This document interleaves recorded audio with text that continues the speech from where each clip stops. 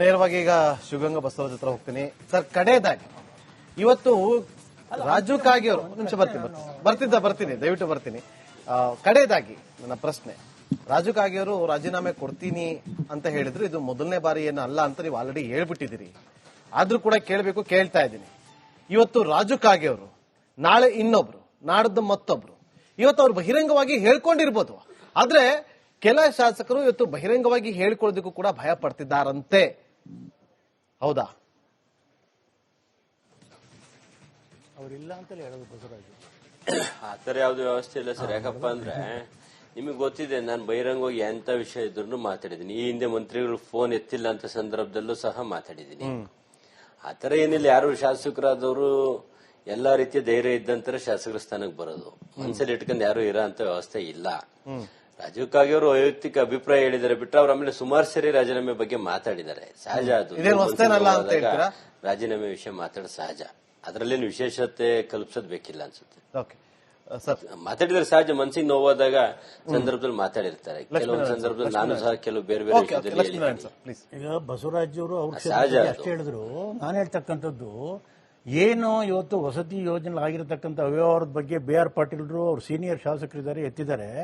ಇನ್ನೂ ಒಂದು ಘಟನೆ ಹೇಳಿದ್ದಾರೆ. ಅವರು ಏನ್ ಹೇಳಿದ್ದಾರೆ ಅಂತಂದ್ರೆ, KRDBನಲ್ಲಿ ಆಗಿರತಕ್ಕಂಥ ಕೆಲಸಕ್ಕೆ 17 ಕೋಟಿ ರೂಪಾಯಿನ ಅಲ್ಪಸಂಖ್ಯಾತ ಇಲಾಖೆನಲ್ಲಿ ಕೊಟ್ಟು ಹಣ ಡ್ರಾ ಮಾಡ್ಕೊಂಡಿದ್ದಾರೆ.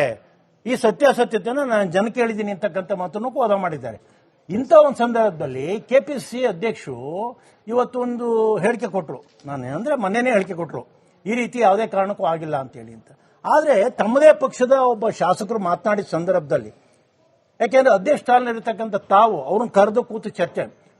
ನಟರಾಜ್ ಗೌಡರು ಶಾಸಕರಾಗಿಲ್ಲ, ಇವರು ಕೂಡ ಶಾಸಕರಾಗಿದ್ರೆ ಅವ್ರಿಗೆ ಅನುಭವ ಬರ್ತಿತ್ತು. ಈಗ MLC ಈಗ ನಾಳೆ ನಾಡದಲ್ಲಿ MLC ಆಗ್ತಾರೆ, ಅವ್ರು ಒಳ್ಳೇದಾಗ್ಲಿ ಅಂತ ಬಯಸ್ತೀನಿ. ನಾನು ಅದ್ರ ಬಗ್ಗೆ ಎರಡನೇ ಮಾತಾಡಕ್ ಹೋಗಲ್ಲ. ಆದ್ರೆ ಏನಾಗಿದೆ ಅಂತಂದ್ರೆ, ಇಂಥ ವಿಷಯಗಳು ಬಂದಾಗ ಏನು ಪಕ್ಷದ ಒಳಗಡೆ 4 ಗೋಡೆ ಅಂತರದಲ್ಲಿ ಕೂತು ಚರ್ಚೆ ಮಾಡುವಂತ ವಿಷಯಗಳು. ಆದ್ರೆ ಬಹಿರಂಗವಾಗಿ ಹೇಳಿಕೆ ಬಂದಿದೆ ಅಂತಂದ್ರೆ, ಈ ಸರ್ಕಾರ ಯಾವುದೋ ಒಂದು ಅಧೋಗತಿಗೆ ಬಂದಿರತಕ್ಕಂಥ ಸಂದರ್ಭದಲ್ಲಿ ಆ ಶಾಸಕರ ಬಾಯಿನಲ್ಲಿ ಬಂದಿರತಕ್ಕಂಥದ್ದು. ಸೊ ಅದನ್ನ ಸಮರ್ಥನೆ ಮಾಡ್ಕೊಳ್ತಕ್ಕಂಥ ವ್ಯವಸ್ಥೆಗೆ ಇವತ್ತು ಮಂತ್ರಿಗಳೇ ಹೇಳಿರ್ಬೇಕಾದ್ರೆ ಎಲ್ಲಾ ಶಾಸಕರಿಗೂ ಕೂಡ ಒಂದು ರೀತಿಯಲ್ಲಿ ತುಗುಡ ಶುರುವಾಗಿದೆ. ಈ ಸರ್ಕಾರ ಅಭದ್ರ ಅಂತಕ್ಕಂಥದ್ದು. ಆ ಹಿನ್ನೆಲೆಯಲ್ಲಿ ನಾನು ಹೇಳ್ತಕ್ಕಂಥದ್ದು, ಇದು ಸಮರ್ಥನೆ ಮಾಡ್ಕೊಂತಕ್ಕಂಥದ್ದಲ್ಲ, ಇರ್ತಕ್ಕಂಥದ್ದನ್ನ. ಈಗ ಅವ್ರು ಹೇಳ್ತಾರೆ 5 ಗ್ಯಾರಂಟಿ, ನಾವಿಲ್ಲ ಅಂತಕ್ಕಂಥದ್ದಲ್ಲ. ಗ್ಯಾರಂಟಿಗೆ ಆದಂತ ಅಯವ್ಯಯ ಬೇರೆ ತೆಗೆದಿಟ್ಟಿರ್ತಕ್ಕಂಥದ್ದು. ಆದ್ರೆ ಹಣ ಇಟ್ಟಿರ್ತಕ್ಕಂಥ ಒಂದು ಸಂದರ್ಭದಲ್ಲಿ ನನ್ನ ಕ್ಷೇತ್ರದಲ್ಲಿ ಕೆಲಸಗಳಾಗ್ತಿಲ್ಲ, ಈ ರೀತಿ ಮಾತು ಬಂದ ಸಂದರ್ಭದಲ್ಲಿ ಅವ್ರಿಗೆ ಏನು, ಈಗ ಗೋಪಾಲಕೃಷ್ಣ ಸಾಗರ ಶಾಸಕರು ಅವರೇ ಹೇಳಿದ್ದಾರೆ, ಇಲ್ಲ ಮಂತ್ರಿ ರಾಜೀನಾಮೆ ಕೊಡಿಸಬೇಕು. ಸೊ ತನಿಖೆ ಆದ ನಂತರ ಏನಾದ್ರೂ ಕೂಡ ಪ್ರೂವ್ ಆಗಲಿಲ್ಲ ಅಂತಂದ್ರೆ ಅವ್ರು ಮತ್ತೆ ತಗೊಳ್ಳಿ, ನಾಗೇಂದ್ರನ ಯಾವ ರೀತಿ ಮಾಡಲಿಲ್ಲ ಅಂತ ಹೇಳಿ ಆ ರೀತಿ ತಗೊಳ್ಳಿ ಅಂತ ಹೇಳಿ ಅಂತ. ಆದ್ರೆ ಇವರು ಕೂಡ ಕರೆದಲ್ಲೇ ಅವ್ರನ್ನು ಕೂಡ ಮಾತನಾಡಿಸಲಿ ಸಂದರ್ಭದಲ್ಲಿ ಸಾರ್ವಜನಿಕರಿಗೆ ಏನ್ ಹೇಳ್ತೀರಿ ನೀವು? ಅದು ನಟರಾಜ್ ಗೌಡ್ರು ಹೇಳಿದ್ರು, ವಿಶ್ವಸಂಸ್ಥೆ ಕರ್ನಾಟಕದ ಸರ್ಕಾರಕ್ಕೆ ಕಡೆಯದಾಗಿ ಈಗ ಇದನ್ನ ಬಿಜೆಪಿ ಹೋರಾಟ ಮಾಡ್ತಾ ಇಲ್ವಾ? ಖಂಡಿತವಾಗಿ ಕೂಡ ಭ್ರಷ್ಟಾಚಾರದ ವಿರುದ್ಧ ಹೇಳಿಕೆ ಪ್ರಶ್ನೆ ಈಗ ನಾವು ಪ್ರಾರಂಭ ಮಾಡಿದ್ದೇವೆ. ಇದು ಕಟ್ಟ ಕಡೆಯ ಬೂತ್ ಮಟ್ಟದ ತೆಗೆದುಕೊಂಡು ಹೋಗಿರ್ತಕ್ಕಂಥ ಭ್ರಷ್ಟಾಚಾರದ ವಿರುದ್ಧ ಸೀಮಿತ ಆಗುತ್ತಾ? ಇಲ್ಲ, ಸಾಧ್ಯನೇ ಇಲ್ಲ, ಯಾವುದೇ ಕಾರಣಕ್ಕೂ ಇಲ್ಲ, ನಾವು ಹೋರಾಟ ಮಾಡ್ತೀವಿ. ಈಗ SR ಅಷ್ಟೇ ಬೇಕಾಗಿರೋದು ಆನ್ಸರ್. ರಾಜ್ಯ ಸರ್ಕಾರದ ಬಳಿ ಗ್ಯಾರಂಟಿಯನ್ನ ಸರಿದೂಗಿಸುವ ಸಲುವಾಗಿ ಅಭಿವೃದ್ಧಿ ಆಗ್ತಾ ಇಲ್ಲ ಅನ್ನೋ ವಿಚಾರವನ್ನ ಕೆಲವರು ಅವ್ರದೇ ಪಕ್ಷದಲ್ಲಿ ಹೇಳ್ಕೊಡಿದ್ರೆ ಒಪ್ತೀರಾ ಇಲ್ವಾ? ಅಲ್ಲ, ಪ್ರಾರಂಭದಲ್ಲಿ ಆ ಒಂದು ಪರಿಸ್ಥಿತಿ ಇದ್ದಿದ್ದು ಸತ್ಯ. ಆದ್ರೆ ಈಗೇನಾಗಿದೆ, 2 ವರ್ಷದ ಅವಧಿಯಲ್ಲಿ ಹಾಕಿರತಕ್ಕಂತಹ ಟ್ಯಾಕ್ಸ್ ಇದೆಯಲ್ಲ, ಅದರಿಂದ ಹೇರಳವಾದ ಹಣ ಬರ್ತಿದೆ. ಅದನ್ನ ಭ್ರಷ್ಟಾಚಾರಕ್ಕೆ ಉಪಯೋಗ ಮಾಡ್ಲಿಕ್ಕೋಸ್ಕರ ಯೋಜನೆಗಳನ್ನ ಈ ಸರ್ಕಾರ ರೂಪಿಸ್ತಾ ಇದೆ. ಈಗ ನೋಡಿ, ಅಭಿವೃದ್ಧಿ ಅನ್ನೋದೇ ಅಷ್ಟೇ ಈ ಸರ್ಕಾರದ ಗುರಿ. ಭ್ರಷ್ಟಾಚಾರ ಜೊತೆಗೆ ಕಾಂಪ್ರಮೈಸ್ ಇಲ್ಲ. ಆದ್ರೆ ಬಿಜೆಪಿ ಜೆಡಿಎಸ್ ಅವರು ಏನೇ ಆರೋಪ ಮಾಡಲಿ, ಅಭದ್ರ ಇರೋದು ಬಿಜೆಪಿಯ ರಾಜ್ಯಾಧ್ಯಕ್ಷರು, ಬಿಜೆಪಿಯ ವಿರೋಧ ಪಕ್ಷದ ನಾಯಕರದ ಕುರ್ಚಿ ಅಭದ್ರವಾಗಿದೆ, ಸರ್ಕಾರ ಭದ್ರವಾಗಿದೆ. ಮುಂದಿನ 2033ವರೆಗೂ ಕಾಂಗ್ರೆಸ್ ಸರ್ಕಾರನೇ ಇರುತ್ತೆ. ಈ ಗ್ಯಾರಂಟಿ ಯೋಜನೆಗಳು ಮುಂದುವರಿತವೆ. ಎಲ್ಲಾ ಕ್ಷೇತ್ರಗಳಿಗೂ ಸರ್ವಾಂಗೀಣ ಅಭಿವೃದ್ಧಿ ಈ ಸಿದ್ದರಾಮಯ್ಯ ಸರ್ಕಾರದಲ್ಲಿ ಆಗ್ತಾ ಇದೆ. ಇವತ್ತು ಈ ಚರ್ಚೆಯಲ್ಲಿ MLA ಅವರು ಹೇಳಿದಂತೆ ಅವರ ಕ್ಷೇತ್ರ ಜನರು ಕೂಡ ನೋಡ್ತಿದ್ದಾರೆ. ಕಾಂಗ್ರೆಸ್ ವಕ್ತಾರರಾಗಿರುವಂತಹ ನಟರಾಜ್ ಅವರು ಕೂಡ ಹೇಳಿದ್ದಾರೆ, ಸರ್ಕಾರದಲ್ಲಿ ಯಾವುದೇ ಸಮಸ್ಯೆ ಇಲ್ಲ, ಎಲ್ಲವೂ ಕೂಡ ಅಭಿವೃದ್ಧಿ ಅಂತ ಸಾಗ್ತಾ ಇದೆ. ಎಲ್ಲ ಯಾರಿಗೆ ಫಲಾನುಭವಿಗಳಿಗೆ ಗ್ಯಾರಂಟಿ ಯೋಜನೆ ಸಿಗಬೇಕು ಅದೆಲ್ಲವೂ ಕೂಡ ಸಿಗ್ತಾ ಇದೆ ಅಂತ ಹೇಳಿದ್ದಾರೆ. ಅದು ಕೂಡ ಆ ಸಿಗ್ತಾ ಇದೆ. ಜನರಿಗೆ ಗೊತ್ತಿದೆ ಸಿಗ್ತಾ ಇದೆಯೋ ಇಲ್ಲೋ ಅಂತೇಳಿ ನಾವು ಜನರಿಗೆ ಬಿಡ್ತಾ ಇದೀವಿ. ಎಲ್ಲರಿಗೂ ಕೂಡ ಥ್ಯಾಂಕ್ ಯು ಸೋ ಮಚ್ ಈ ಚರ್ಚೆಯಲ್ಲಿ ಭಾಗಿಯಾಗಿದ್ದಕ್ಕೆ. ನೋಡ್ತಾ ಇರಿ ರಿಪಬ್ಲಿಕ್ ಕನ್ನಡ, ಇದು ನಿಮ್ಮ ಧ್ವನಿ. ನೇರವಾಗಿ ಈಗ ಶಿವಗಂಗಾ ಬಸವರಾಜ್ ಹತ್ರ ಹೋಗ್ತೀನಿ. ಸರ್, ಕಡೆಯದಾಗಿ ಇವತ್ತು ರಾಜು ಕಾಗೆ ಅವರು ನಿಮಿಷ ಬರ್ತೀನಿ ದಯವಿಟ್ಟು ಬರ್ತೀನಿ. ಕಡೆಯದಾಗಿ ನನ್ನ ಪ್ರಶ್ನೆ, ರಾಜು ಕಾಗೆ ಅವರು ರಾಜೀನಾಮೆ ಕೊಡ್ತೀನಿ ಅಂತ ಹೇಳಿದ್ರು. ಇದು ಮೊದಲನೇ ಬಾರಿ ಏನು ಅಲ್ಲ ಅಂತ ನೀವು ಆಲ್ರೆಡಿ ಹೇಳ್ಬಿಟ್ಟಿದ್ದೀರಿ. ಆದ್ರೂ ಕೂಡ ಕೇಳಬೇಕು, ಕೇಳ್ತಾ ಇದ್ದೀನಿ. ಇವತ್ತು ರಾಜು ಕಾಗೆ ಅವರು ನಾಳೆ ಇನ್ನೊಬ್ರು, ನಾಡದ್ದು ಮತ್ತೊಬ್ರು, ಇವತ್ತು ಅವ್ರು ಬಹಿರಂಗವಾಗಿ ಹೇಳ್ಕೊಂಡಿರ್ಬೋದು. ಆದ್ರೆ ಕೆಲ ಶಾಸಕರು ಇವತ್ತು ಬಹಿರಂಗವಾಗಿ ಹೇಳ್ಕೊಳ್ಳೋದಕ್ಕೂ ಕೂಡ ಭಯ ಪಡ್ತಿದ್ದಾರಂತೆ.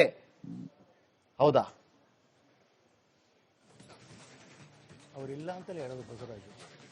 ಆತರ ಯಾವ್ದು ವ್ಯವಸ್ಥೆ ಇಲ್ಲ ಸರ್. ಯಾಕಪ್ಪ ಅಂದ್ರೆ ನಿಮಗೆ ಗೊತ್ತಿದೆ, ನಾನು ಬಹಿರಂಗವಾಗಿ ಎಂತ ವಿಷಯ ಇದ್ರು ಮಾತಾಡಿದ್ದೀನಿ. ಈ ಹಿಂದೆ ಮಂತ್ರಿಗಳು ಫೋನ್ ಎತ್ತಿಲ್ಲ ಅಂತ ಸಂದರ್ಭದಲ್ಲೂ ಸಹ ಮಾತಾಡಿದ್ದೀನಿ. ಆತರ ಏನಿಲ್ಲ. ಯಾರು ಶಾಸಕರಾದವರು ಎಲ್ಲಾ ರೀತಿಯ ಧೈರ್ಯ ಇದ್ದಂತರ ಶಾಸಕರ ಸ್ಥಾನಕ್ಕೆ ಬರೋದು. ಮನಸ್ಸಲ್ಲಿ ಇಟ್ಕೊಂಡು ಯಾರು ಇರೋ ಅಂತ ವ್ಯವಸ್ಥೆ ಇಲ್ಲ. ರಾಜೀವ್ ಕಾಗೆ ಅವರು ವೈಯಕ್ತಿಕ ಅಭಿಪ್ರಾಯ ಹೇಳಿದ್ದಾರೆ ಬಿಟ್ರೆ ಅವ್ರ ಆಮೇಲೆ ಸುಮಾರು ಸರಿ ರಾಜೀನಾಮೆ ಬಗ್ಗೆ ಮಾತಾಡಿದ್ದಾರೆ. ಸಹಜ ಅದು. ರಾಜೀನಾಮೆ ವಿಷಯ ಮಾತಾಡೋದು ಸಹಜ. ಅದರಲ್ಲೇನು ವಿಶೇಷತೆ ಕಲ್ಪಿಸೋದು ಬೇಕಿಲ್ಲ ಅನ್ಸುತ್ತೆ.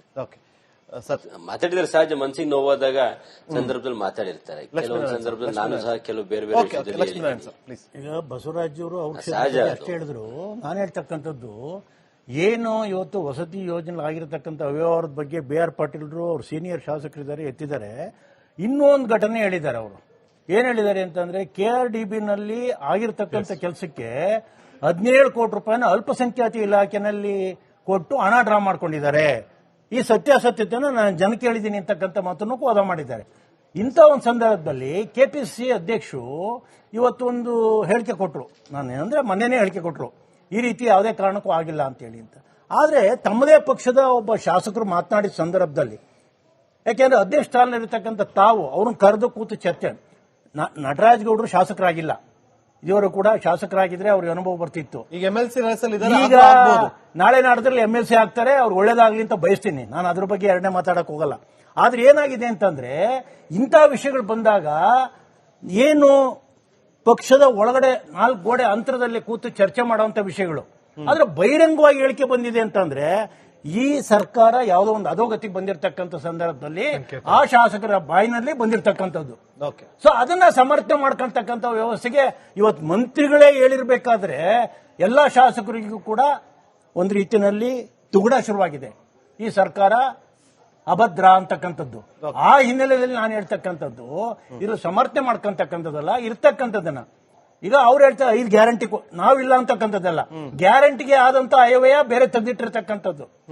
ಆದ್ರೆ ಹಣ ಇಟ್ಟಿರ್ತಕ್ಕಂಥ ಒಂದು ಸಂದರ್ಭದಲ್ಲಿ ನನ್ನ ಕ್ಷೇತ್ರದಲ್ಲಿ ಕೆಲಸಗಳಾಗ್ತಿಲ್ಲ, ಈ ರೀತಿ ಮಾತು ಬಂದ ಸಂದರ್ಭದಲ್ಲಿ ಅವ್ರಿಗೆ ಏನು, ಈಗ ಗೋಪಾಲಕೃಷ್ಣ ಸಾಗರ ಶಾಸಕರು ಅವರೇ ಹೇಳಿದ್ದಾರೆ, ಇಲ್ಲ ಮಂತ್ರಿ ರಾಜೀನಾಮೆ ಕೊಡಿಸಬೇಕು.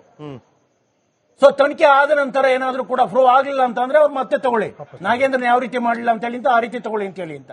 ಆದ್ರೆ ಇವರು ಕೂಡ ಕರೆದಲ್ಲೇ ಅವ್ರನ್ನು ಕೂಡ ಮಾತನಾಡಿಸಲಿ ಸಂದರ್ಭದಲ್ಲಿ ಸಾರ್ವಜನಿಕರಿಗೆ ಏನ್ ಹೇಳ್ತೀರಿ ನೀವು? ಅದು ನಟರಾಜ್ ಗೌಡ್ರು ಹೇಳಿದ್ರು, ವಿಶ್ವಸಂಸ್ಥೆ ಕರ್ನಾಟಕದ ಸರ್ಕಾರಕ್ಕೆ ಕಡೆಯದಾಗಿ ಈಗ ಇದನ್ನ ಬಿಜೆಪಿ ಹೋರಾಟ ಮಾಡ್ತಾ ಇಲ್ವಾ? ಖಂಡಿತವಾಗಿ ಕೂಡ ಭ್ರಷ್ಟಾಚಾರದ ವಿರುದ್ಧ ಹೇಳಿಕೆ ಪ್ರಶ್ನೆ ಈಗ ನಾವು ಪ್ರಾರಂಭ ಮಾಡಿದ್ದೇವೆ. ಇದು ಕಟ್ಟ ಕಡೆಯ ಬೂತ್ ಮಟ್ಟದ ತೆಗೆದುಕೊಂಡು ಹೋಗಿರ್ತಕ್ಕಂಥ ಭ್ರಷ್ಟಾಚಾರದ ವಿರುದ್ಧ ಸೀಮಿತ ಆಗುತ್ತಾ? ಇಲ್ಲ, ಸಾಧ್ಯನೇ ಇಲ್ಲ, ಯಾವುದೇ ಕಾರಣಕ್ಕೂ ಇಲ್ಲ, ನಾವು ಹೋರಾಟ ಮಾಡ್ತೀವಿ. ಈಗ SR ಅಷ್ಟೇ ಬೇಕಾಗಿರೋದು ಆನ್ಸರ್. ರಾಜ್ಯ ಸರ್ಕಾರದ ಬಳಿ ಗ್ಯಾರಂಟಿಯನ್ನ ಸರಿದೂಗಿಸುವ ಸಲುವಾಗಿ ಅಭಿವೃದ್ಧಿ ಆಗ್ತಾ ಇಲ್ಲ ಅನ್ನೋ ವಿಚಾರವನ್ನ ಕೆಲವರು ಅವ್ರದೇ ಪಕ್ಷರಿಗೆ ಹೇಳ್ಕೊಡಿದ್ರೆ ಒಪ್ತೀರಾ ಇಲ್ವಾ? ಅಲ್ಲ, ಪ್ರಾರಂಭದಲ್ಲಿ ಆ ಒಂದು ಪರಿಸ್ಥಿತಿ ಇದ್ದಿದ್ದು ಸತ್ಯ. ಆದ್ರೆ ಈಗೇನಾಗಿದೆ, 2 ವರ್ಷದ ಅವಧಿಯಲ್ಲಿ ಹಾಕಿರತಕ್ಕಂತಹ ಟ್ಯಾಕ್ಸ್ ಇದೆಯಲ್ಲ, ಅದರಿಂದ ಏರಳವಾದ ಹಣ ಬರ್ತಿದೆ. ಅದನ್ನ ಭ್ರಷ್ಟಾಚಾರಕ್ಕೆ ಉಪಯೋಗ ಮಾಡ್ಲಿಕ್ಕೋಸ್ಕರ ಯೋಜನೆಗಳನ್ನ ಈ ಸರ್ಕಾರ ರೂಪಿಸ್ತಾ ಇದೆ. ಈಗ ನೋಡಿ, ಅಭಿವೃದ್ಧಿ ಅನ್ನೋದೇ ಅಷ್ಟೇ ಈ ಸರ್ಕಾರದ ಗುರಿ. ಭ್ರಷ್ಟಾಚಾರ ಜೊತೆಗೆ ಕಾಂಪ್ರಮೈಸ್ ಇಲ್ಲ. ಆದ್ರೆ ಬಿಜೆಪಿ ಜೆಡಿಎಸ್ ಅವರು ಏನೇ ಆರೋಪ ಮಾಡಲಿ, ಅಭದ್ರ ಇರೋದು ಬಿಜೆಪಿಯ ರಾಜ್ಯಾಧ್ಯಕ್ಷರು, ಬಿಜೆಪಿಯ ವಿರೋಧ ಪಕ್ಷದ ನಾಯಕರದ ಕುರ್ಚಿ ಅಭದ್ರವಾಗಿದೆ, ಸರ್ಕಾರ ಭದ್ರವಾಗಿದೆ. ಮುಂದಿನ 2033ವರೆಗೂ ಕಾಂಗ್ರೆಸ್ ಸರ್ಕಾರನೇ ಇರುತ್ತೆ. ಈ ಗ್ಯಾರಂಟಿ ಯೋಜನೆಗಳು ಮುಂದುವರಿತವೆ. ಎಲ್ಲಾ ಕ್ಷೇತ್ರಗಳಿಗೂ ಸರ್ವಾಂಗೀಣ ಅಭಿವೃದ್ಧಿ ಈ ಸಿದ್ದರಾಮಯ್ಯ ಸರ್ಕಾರದಲ್ಲಿ ಆಗ್ತಾ ಇದೆ. ಇವತ್ತು ಈ ಚರ್ಚೆಯಲ್ಲಿ MLA ಅವರು ಹೇಳಿದಂತೆ ಅವರ ಕ್ಷೇತ್ರದ ಜನರು ಕೂಡ ನೋಡ್ತಿದ್ದಾರೆ. ಕಾಂಗ್ರೆಸ್ ವಕ್ತಾರರಾಗಿರುವಂತಹ ನಟರಾಜ್ ಅವರು ಕೂಡ ಹೇಳಿದ್ದಾರೆ, ಸರ್ಕಾರದಲ್ಲಿ ಯಾವುದೇ ಸಮಸ್ಯೆ ಇಲ್ಲ, ಎಲ್ಲವೂ ಕೂಡ ಅಭಿವೃದ್ಧಿ ಅಂತ ಸಾಗ್ತಾ ಇದೆ, ಎಲ್ಲ ಯಾರಿಗೆ ಫಲಾನುಭವಿಗಳಿಗೆ ಗ್ಯಾರಂಟಿ ಯೋಜನೆ ಸಿಗಬೇಕು ಅದೆಲ್ಲವೂ ಕೂಡ ಸಿಗ್ತಾ ಇದೆ ಅಂತ ಹೇಳಿದ್ದಾರೆ. ಅದು ಕೂಡ ಸಿಗ್ತಾ ಇದೆ. ಜನರಿಗೆ ಗೊತ್ತಿದೆ ಸಿಗ್ತಾ ಇದೆಯೋ ಇಲ್ಲ ಅಂತೇಳಿ ನಾವು ಜನರಿಗೆ ಬಿಡ್ತಾ ಇದೀವಿ. ಎಲ್ಲರಿಗೂ ಕೂಡ ಥ್ಯಾಂಕ್ ಯು ಸೋ ಮಚ್ ಈ ಚರ್ಚೆಯಲ್ಲಿ ಭಾಗಿಯಾಗಿದ್ದಕ್ಕೆ. ನೋಡ್ತಾ ಇರಿ ರಿಪಬ್ಲಿಕ್ ಕನ್ನಡ, ಇದು ನಿಮ್ಮ ಧ್ವನಿ.